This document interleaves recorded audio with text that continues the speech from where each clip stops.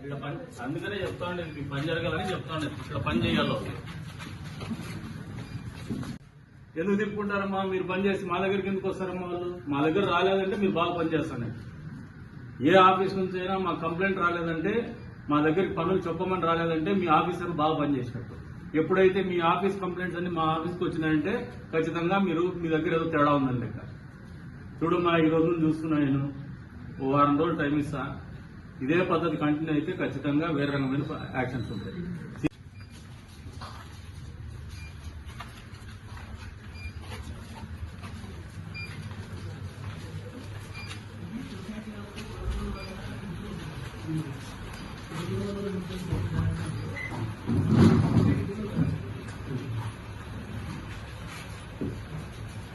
ఎవరు మీరు?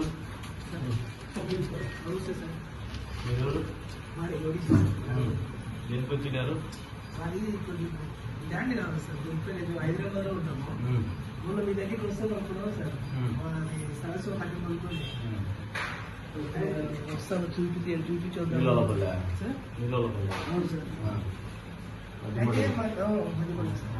మరి ల్యాండ్ మిస్ అయిపోయింది సార్, దొరుకుతుంది. ఎట్లా పని చేస్తున్నారు వీళ్ళు? పబ్లిక్ స్టాఫ్ వచ్చినావు కదా, వీళ్ళు వస్తే రెస్పాన్స్ ఏముంది? కరెక్ట్ చెప్పు. కరెక్ట్ అంటే నిన్నేం మీకేం లేదు. వాళ్ళు నేనైతే అర్జీలు పెట్టాను సార్, ఏమి ఇంకా రెస్పాన్స్ అయితే ఏం లేదు సార్. ఎన్ని రోజులు అర్జీలు పెట్టి? నేను 10 రోజుల నుంచి తిరుగుతాను. ఏం చెప్తారు?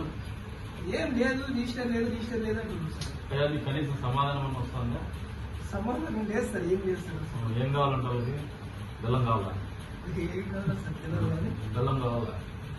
మనకు ఆల్రెడీ 75లో ల్యాండ్ కొన్నాను సార్. మేము ఎప్పుడో 80 హైదరాబాద్కి వెళ్ళిపోయినాం సార్. పెద్దోళ్ళు వ్యవసాయం చేసుకుంటే మీకు కూడా ఉంది సార్.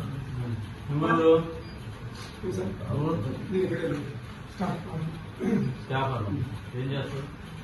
స్టాంప్